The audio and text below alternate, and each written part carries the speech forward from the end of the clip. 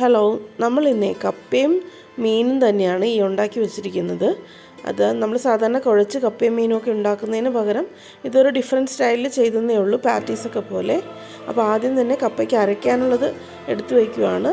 കുറച്ച് തേങ്ങ എടുത്തിട്ടുണ്ട്, കറിവേപ്പില, മഞ്ഞൾപ്പൊടി, ഒരു നുള്ളു ജീരകം, 2-3 അല്ലി വെളുത്തുള്ളി, ഒരു പച്ചമുളക്.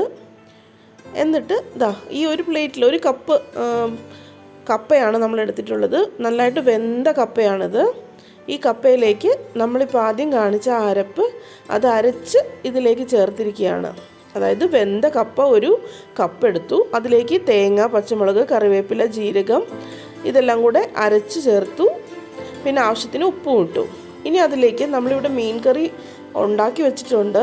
അതിൽ നിന്ന് ഒരു കഷ്ണം മീൻ നമ്മൾ എടുക്കുവാണ്. 1-2 കഷ്ണം ഒട്ടും മുള്ളില്ലാത്ത രീതിയിൽ മീൻ എടുക്കുവാണ്.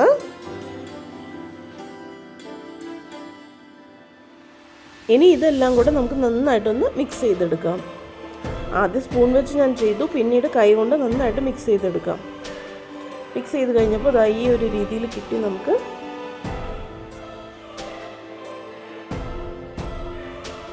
ഇനി നമുക്ക് അതിൽ നിന്ന് ഓരോ ഉരുളകളായിട്ട് എടുത്ത് നമുക്കൊരു ബർഗറിൻ്റെ പാറ്റീസൊക്കെ നമ്മൾ ചെയ്യില്ലേ, ആ ഒരു ഷേപ്പിലാക്കി എടുക്കണം. മുള്ള എന്തെങ്കിലും ഉണ്ടെങ്കിൽ നമ്മളതെടുത്ത് മാറ്റിയിട്ടുണ്ടാവണം.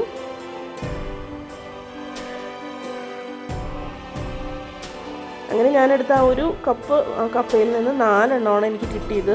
അപ്പോൾ അത് 4 ഞാൻ ആദ്യം ഷേപ്പ് ചെയ്ത് വെച്ചു.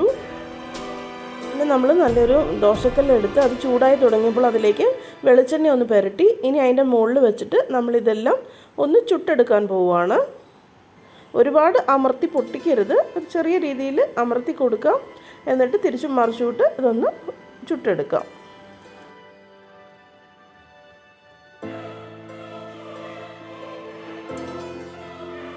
ഈ ഒരു രീതിയിൽ നമ്മൾ ജസ്റ്റ് ഒന്ന് ഇങ്ങനെ ചുട്ടെടുക്കുന്നേ ഉള്ളൂ. ഒരുപാട് അങ്ങ് ഫ്രൈ ചെയ്യേണ്ട കാര്യമില്ല, ഇത് ഓൾറെഡി വെന്തതാണ്.